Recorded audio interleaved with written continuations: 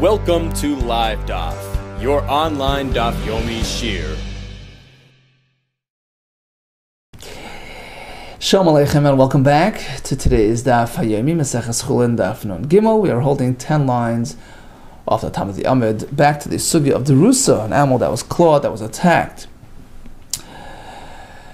It is considered a treifa, Rashi explains, due to the zihara, the venom injected by the attacker, which trickles into the animal and can be lethal. Today we're going to shift gears and discuss birds of prey. Bayiravashi, shar oifis tmein. Any other of the non-kosher birds. Very interesting that he's relating to kosher or non-kosher as a factor at play in determining whether he's going to render his victim a drusa, a treifa. Very interesting. So in the Mishnah we learn about the nates, which is a hawk. We learn about gas, which some learn to be a falcon. Those certainly have the venom phenomenon, and their attack is deemed lethal.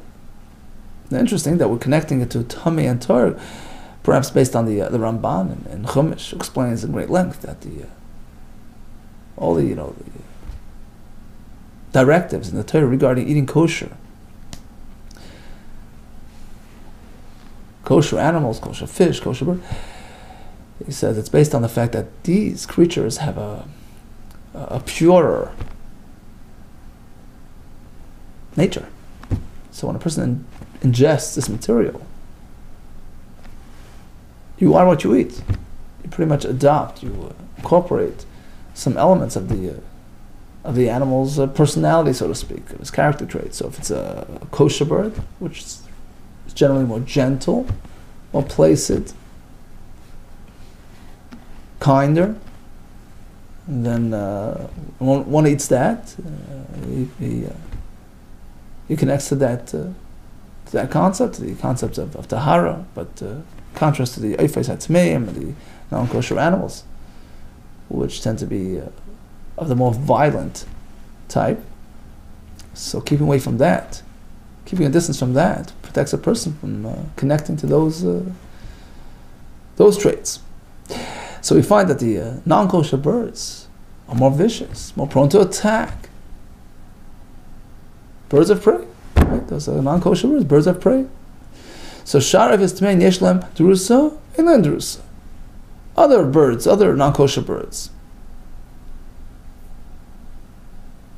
if they attack, is their victim considered a drusa or not? Yeshlan drusa ilan drusa. So what about the other birds of prey? Amalei Rav Hillel Ravashi. Ki avina be Rav Kahana. When we had spent time in the yeshiva of Rav Kahana, Amar, he told us, Sha'ar oifes tmein yeshlan drusa. Sure, it's not limited to the nates or to the gas. All these are considered birds of prey and are assumed to have the same abilities to inject their venom into their prey, and their attack is deemed lethal. Says the Gemara. But look at our Mishnah, which refers to only two types. What about the rest? We learned in the Mishnah, Drusas HaNeitz V'Fadak. A light bird, a pigeon, or whatever that was attacked by a nate, it's called a drusa. Again, the word drusa means that the attack is deemed lethal. Rashi explains due to the venom that's injected, which lethalizes its victim. So only the nates, and then we have why are we adding more? If the Mishnah seems to limit it to the nates only, says the Gemara, no, Mishnah's not limited. The Mishnah means like this: Rusas ha-nates b'chavasei. A nates can only impact a bird which is of similar size, so of the same class. So despite the fact that he's on the same level, the nates is considered ferocious to the point that he can actually threaten him. But the other birds of prey, they certainly can make a drusa, provided that they're attacking a bird which is a bit smaller, on a lower class than themselves. But they can't do the same to a bird of of similar ilk. There's another version of this teretz. Drusa sanates b'derabbi minai. Actually, a nates can threaten a bird even greater than himself, bigger than himself. He has that ability. But the other birds of prey that come beside you are limited to the ones that are equal to them. In any case, all birds of prey are created equal, more or less. Amar of Kanam Shmederav, Simi Barashi, Indrusa l'shul, but not a fox. If a fox attacks, there's no venom, there's no drusa. Ain't he really?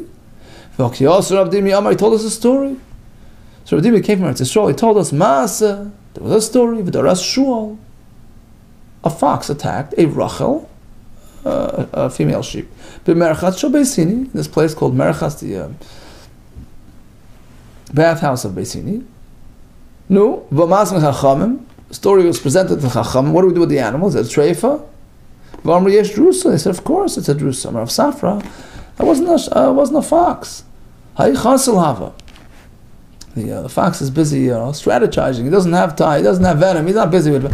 He doesn't need venom to accomplish his task. It was a chasel, good old cat that we discussed yesterday. Chasel hava.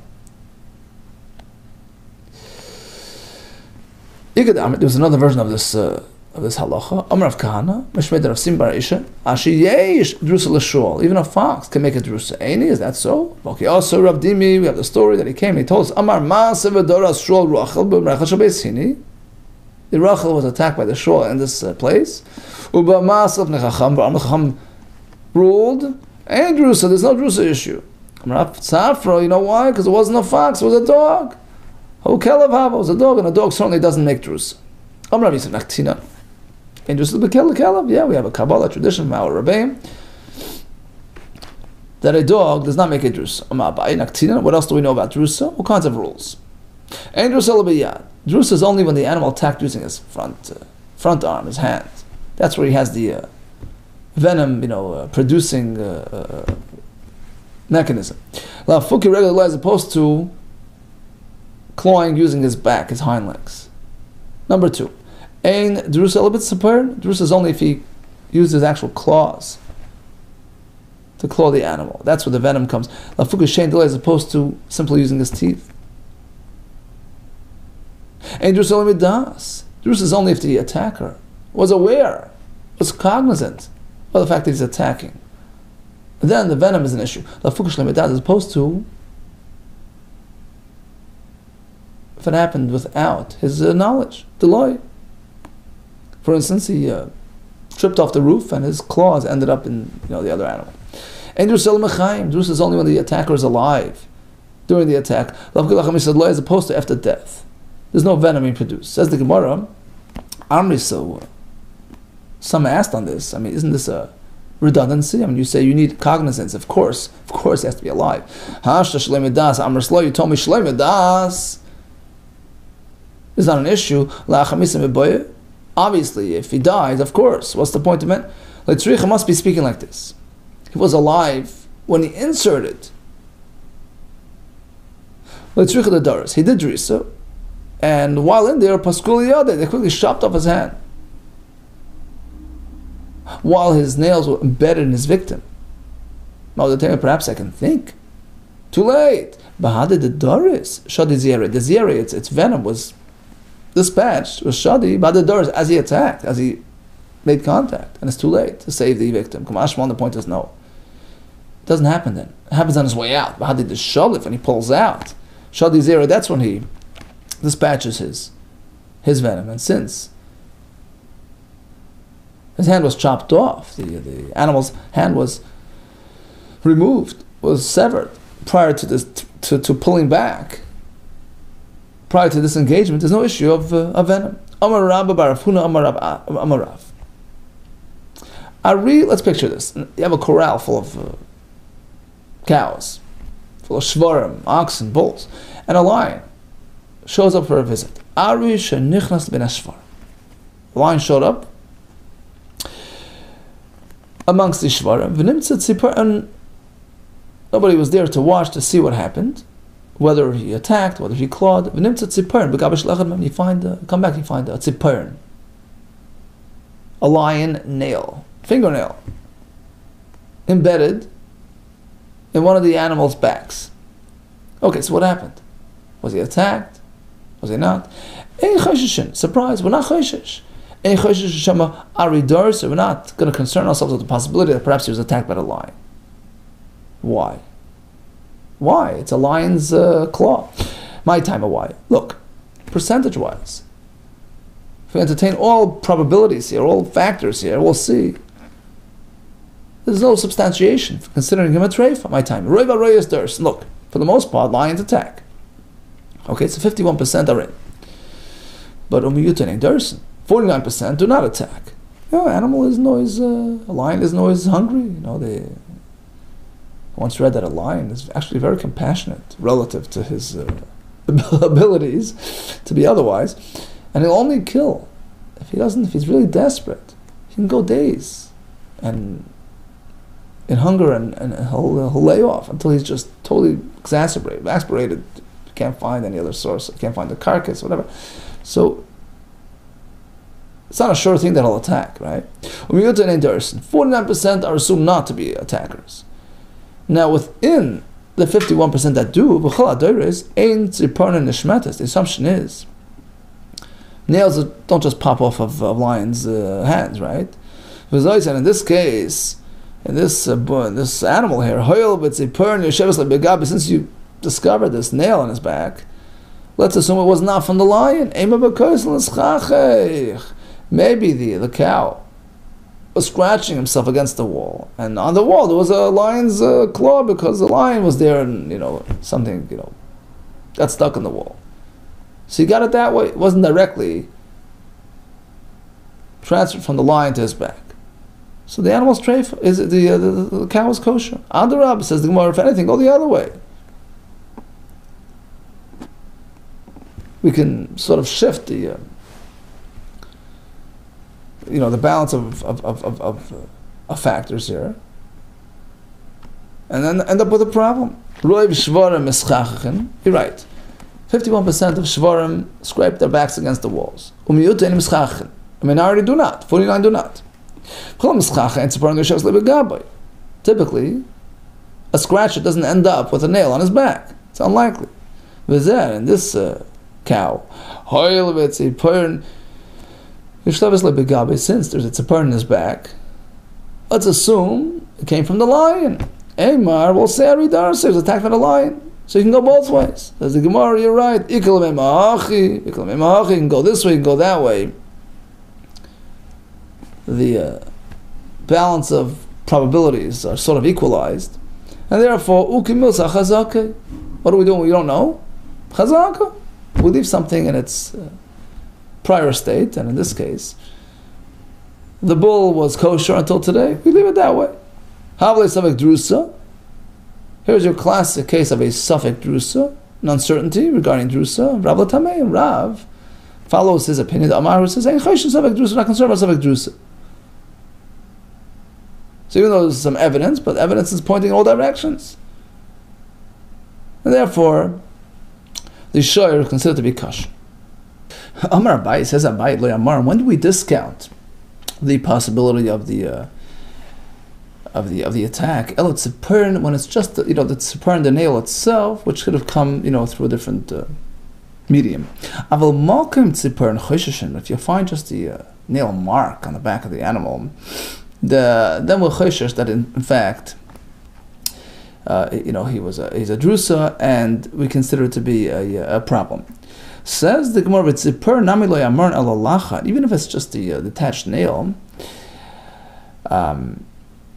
in that case, we say it's okay because it came, chances are it came from the wall. That's only if it's a moist, a fresh nail, which Rashi says contains some traces of blood, which we assume didn't simply, detach off the animal's, claws, and it came about through some other medium when the animal, the lion, scraped himself against the wall, and that ended up detaching his nail, which ended up on the animal's back of liyavesha. But if it's a dried out nail, which could have just shed from the lion while attacking the cow, of the demishtamta, that's likely to have detached during the attack, right? So in this case, we should attribute it to the attack, to the clawing, and the animal's a treifa.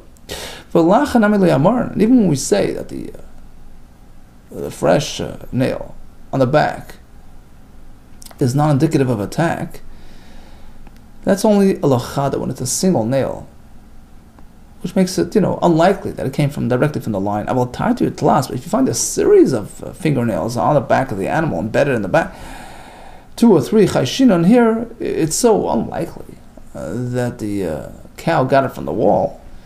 Rather, it shed during the actual attack. Provided the nails are lined up, the kaimi they're situated bedara, in a line, in a configuration which matches the animal's palm, his claws. In this case, you have to be chayshish for drusa. Okay, itma. Now we have learned. Further on this topic, Rav Omar ein chayshishin l'safek drusa. If there is merely a suffix that the animal was attacked, we're not chayshish. Now in a minute we'll see exactly what circumstance we're talking about. Shmuel Amar, yes, chayshishin l'safek drusa, even if it's a suffix, there's room for concern that in fact it's a treifa. And you have to examine the animal, see if there are any marks, any venom, traces of venom. Okay. Now, what are we talking about? What is the context of our discussion? The Kulyam all agree, both Rav and Shmuel, that if it's merely a speculation, suffix al, the lion entered the corral, suffix layal, did he stay out of the corral? We're not even sure if he entered. Ema layal. In this case, we can just conclude that it didn't happen. We have no reason, no evidence that he entered. Let's assume no attack happened. Next case, suffix kalba, suffix shunra. We know there was some attack, but was it perpetrated by a dog, which doesn't have the drisa capabilities, as we said before? Suffix shunra, perhaps it was a cat, which can make drusa under certain circumstances. So since we're not sure, ema kalba, again, we'll assume the best. We'll assume that in fact it was just a dog and it's okay.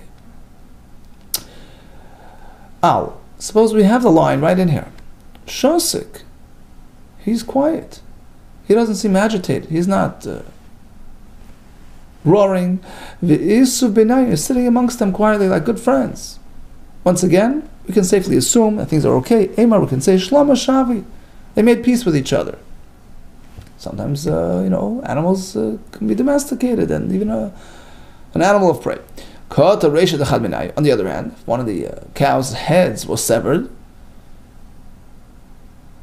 so actually it helps us. We assume that the lion had a calming effect on him. He came in for the attack, he did his thing, and now he's calm. And the other ones are safe and sound, and we're not affected by his presence. Ihu kama avoy. Suppose he's roaring, he's making himself be heard, he's expressing threatening sounds. V'inu kama karka, and the other animals are moaning and screeching. Once again, it doesn't mean there was an attack. Perhaps they're just preparing, they're just confronting each other. Biusi, they're scaring each other away. Biusi kama vasi adadi, they're just scaring each other off, and in fact, it never happened yet. Return to Talmud Bavli. So in all these cases, the halacha is pretty clear. We're good. The machlokes is only the iyuka shasik v'inuka makarka. The lion is sitting quietly, and the other behemoths and the cows are yelling and screeching. The question is, what happened? Mar savar masakavadu. Shmuel says the reason why this is going on is because he attacked them, and they're all screeching out of fear because he already attacked one of them, and we're not sure which one. So, Umar Savar, Rab says no. We're just at the fear stage. Machas bi susay the ka'abdan. The reason why the ka'abdan they're reacting this way is because they're gripped by fear. Bi susay, because of fear of the attacker. But in actuality, it doesn't mean anything happened. Omar Memra, so what's the halacha in this type of case? We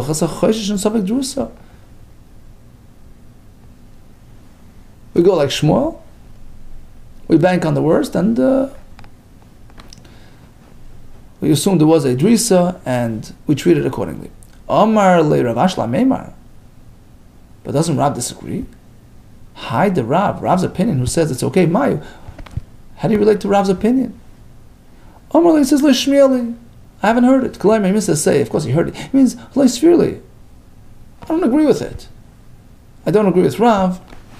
Sometimes people say, no, I don't hear it. I don't hear it. It doesn't mean physically he didn't hear it. It means he hasn't internalized it. He hasn't accepted it. Maybe say another way to explain this. Why Shmuel Paskin, like Amemar went with Shmuel, that we assume the worst, because Hadabe Rav Lagabe Shmuel. The truth is that Rav conceded to Shmuel, he reverted to Shmuel's opinion, that in this type of case we're choshesh for a treif.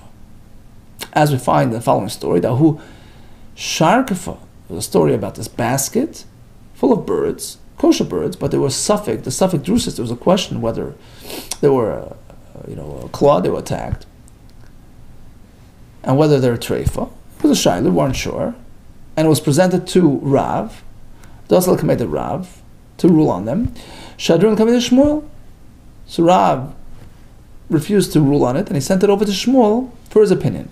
What did Shmuel do? Chamkinu, he choked them, he killed them. Shadinu Benar, threw him into the river, so nobody eats it. Now this is the suffix drusa. If Rav did not concede to Shmuel, and he held his ground that a suffix drusa is presumed to be okay, so why didn't he just permit the basket? Why did he send it to Shmuel, Lishrinu? No, Elamai Hadarbei. So according to you, he changed his mind, so why didn't he just prohibit it? Why do you have to send it to Shmuel? Lishrinu. Ella, the answer is like this.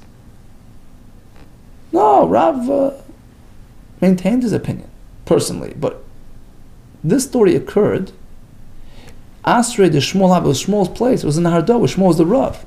And out of deference to the Rav, he didn't want to rule,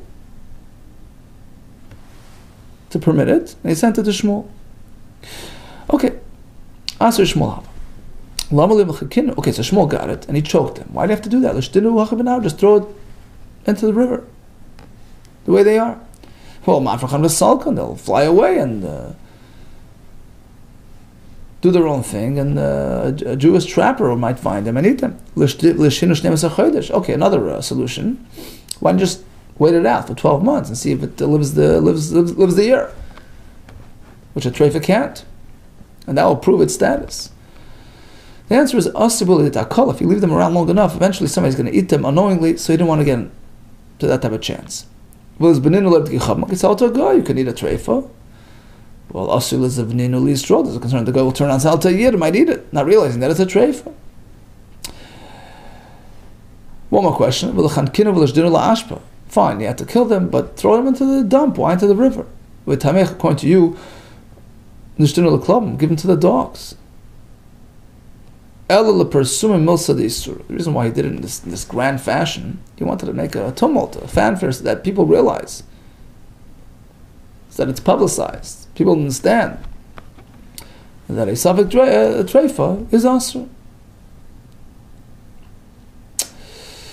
Here comes another story about a suffix treifa. Hubar Avza, there was this little duck, the Hava Bey, which was in the household of Rav Ashi. Ali Beikani took a walk amongst the reeds, and he comes back all injured. Nafak, also, he came along, Memasmes Kue, with his neck, Memasme is full of blotched with dama, with blood. So what happened? Was it just a work accident, or did he get involved with some bird of prey, whatever? Amar Rav Ashi. Lo yamrina safek kalba, safek shunra emer kalba. Didn't we say earlier when there was uncertainty as to the identity of the attacker? Was it a dog who was benign, a cat who can make drusa? We're not sure. What do we say? Emer kalba. We assume it was just a dog. Chanam here as well. Safek kanya, safek shunra. We're not sure whether he encountered the reeds and got hurt like that, or was it actually an attack by a shunra, by a lion? Emer kanya mache. Let's hope for the best that he was struck by the reed. He'll recover and he's okay. Amri b'nei Reb Chia, so they explained. Fine, what happens when we have a drusa, an animal that was clawed, that was attacked? She'amru b'tzricha badika, which the Chachamim required a badika to be done on the animal. You have to make a thorough examination to ensure there's no venom, there's no internal damage. How far do you go? Keneged b'nei me'ayin. You have to check opposite the intestines, the whole sort of cavity, the midsection of the animal, to check to see if there's any redness, if there's any markage of the venom, which will eventually trickle all the way into the kishkas, the internals of the animal, and it can, prove lethal. But as Rashi points out, our concern is specifically in that area. But otherwise, if it's elsewhere, along the head, along the neck, that's not sensitive to the point that will be impacted by this venom. Amar Rav Yosef, Hadar Reb Chia, this guideline presented by Bnei Reb Chia, Kvar Pirsha Shmuel. Shmuel already told us about this. Amar Shmuel, Mishum Chanina, Ben Tiknes, Drusa She'amru Tzricha B'dika, the B'dika that's required, examination that we do to a Drusa, K'neged Bnei Miyayim, is against the Bnei Miyayim area to ensure it's free of any injury. Boyilfa. What about the tubes, which are certainly very vital, right? The kana, the veshet. Yesh drusel simanim, why drusel simanim? If the drisa happened in that area, if he was caught around the neck area, is that an issue or not? Amar Zera, how by Ilfa, this question that posed by Ilfa, Kvar Pisher of Chanan Bar Rav, he already explained, Amar Chanan Bar Rav, Amar Rav, drusa she'amru tzricha b'dika, k'neged beis hachalal kulai. The examination has to be along the beis hachalal, the entire area, v'afilu b'simanin, including the simanin area as well, because they could be affected by the clawing as well. Boy Ilfa. Here's another question from Ilfa. Simanin shnedadlu b'kama. A little bit of an unrelated question, unrelated to drusa, rather relates to simanim. Simanim got sort of yanked out of their connection, they're sort of severed. Rashi says, Ne'ekru b'mekayim harbe. Okay, so somebody yanked at the kana, at the veshet, and it got sort of disconnected, detached in several areas. Can we do shchita on that animal? Is it a treif or not? It's not an item that was mentioned back in the Mishnah, so is it or not? Amar Rab Zera, Hada by Ilfa, this question posed by Ilfa had already been clarified earlier, Kvar Pirsha by Rabba, by Rabchanan, Shmuel, Siman Shindal Baruban. For the most part, they've been yanked out. It's considered a treif. By Ravash, Rav Ami, Hamas Masamau. So back to Jerusalem, an animal that was attacked. And Rashi says, it wasn't connected to base chalal, it wasn't opposite, in the cavity of the animal. It was further back in the thigh area. Okay, so that concerns us less. But you see some swelling, infection, right? And it's sort of disintegrating. Hamasmasa, what happens now? Amar Zera. This question posed by Rabbi Ami, Kvar Pirsha, was already explained and taught by Rabbi Yehuda. Dom Rabbi Dom Rab, Bedrusa, Achayadim Basar Keneged Bnei Miyayim. First halach is the symptoms, the telltale signs of a very problematic drusa animal is when we see redness. Shayadim Basar, there's redness, there's markage. Keneged, opposite Bnei Miyayim, the intestines, the stomach, that makes it a treif. That's number one. Number two, which relates to what we're talking about now, nismas mes habasar. Suppose there's mismas taking place, there's a disintegration of some other part of the animal due to being attacked and clawed. So you're right. There's no way for it to travel further. It's not going into a cavity, it's not going into intestines, into internal organs. But nevertheless, we treat it as though that area is gone, as if it's been deleted.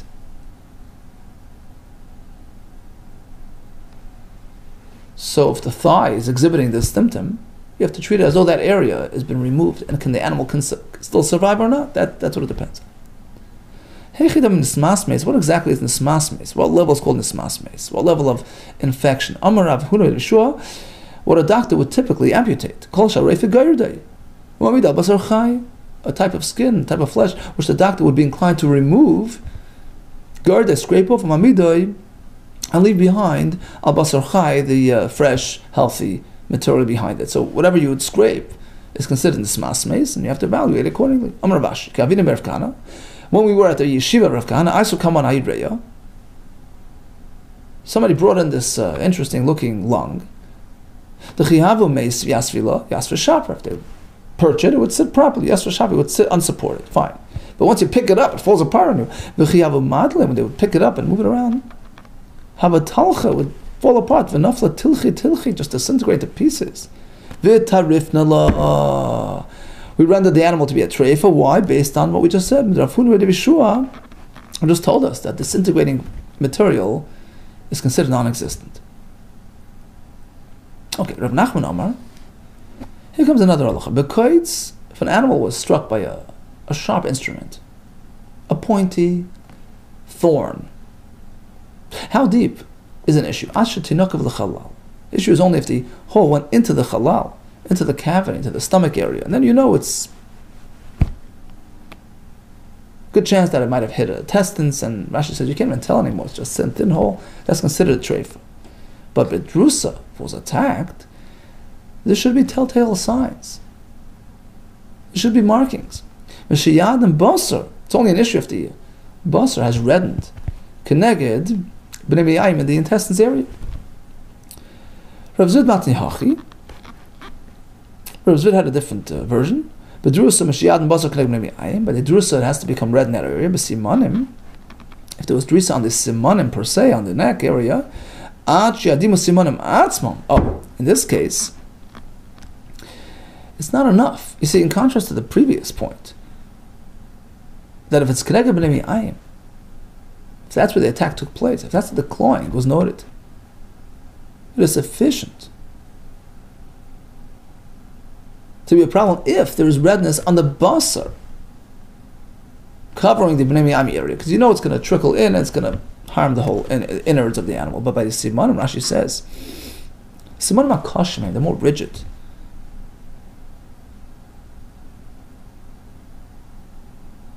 Ein eres shult behen, they're not so susceptible to this venom. So simply infecting the outer coating, the outer layer, the skin around it, wouldn't mean that the eres trickles into the simanim. For it to be a problem, you need achiadimu simanim atzmam. Unless the simanim themselves are exhibiting redness and markage, then it's a problem. Otherwise, not. Omra Papi. Boy Rabbi Barabba, he had a question. We turn to the next Talmud. Veshed nikvasa b'mashu. We learn in the Mishnah that if the veshed, the food pipe, got a little teeny hole, it's a treif. Okay, so drusase b'mashu. Correspondingly, if there was a drusa on the veshed, it was clawed, so even a little teeny claw would consider it a treif. It's so delicate, so sensitive, even a little teeny. What about kana, the trachea? The kavasa b'ki isra. We learned that a hole in trachea is only an issue if it's large, big enough like an isra, like a coin. It's less delicate, right? So what about the rusase b'kama? What is the size of the drisa? How big is that venom mark going to be on the kana to render it a treifa? Okay, so he says, Basar the Bayah the Pashta, after he posed the question, he resolved it. Whether a drusa occurred on the veshet or the kana, even a little teeny venom, a little teeny mark, makes it a treifa. You know why? So even the kana, whereby getting a hole has to be bigger, but by drusa, even a small injury is enough. Why, Tom? You know why?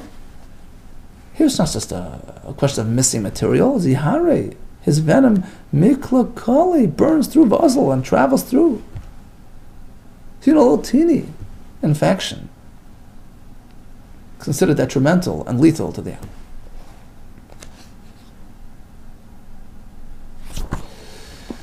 Okay, let's go back to the beginning of the daf. We discussed birds of prey. They all have the ability to make drusa. We spoke about the shul, the fox, maybe yes, maybe not. A dog does not make drusa. We spoke about the conditions surrounding drusa. It has to be midas, it has to be with his tzipirin, with his hand, mechayim. We had the whole equation regarding the lion with the corral full of shvarim. We discussed Safek Drusa, whether or not Wacheshesh. We had a story about the birds with Shmuel. And yeah, once we have a Drusa on hand, how do we do Bedika? Which area do we check? And how far does the venom have to travel? How far, if it's just like a surface venom, if it's Keneged B'nei Mi'ayim, we assume that travels through and then there's an issue. But by the Simanim, it's only an issue if the Simanim are visibly affected. And we discussed the Shiurim of Drisa on the Veshet and the Kana, both are b'mashu. Okay, all the best to you, and Atzlacha Rav.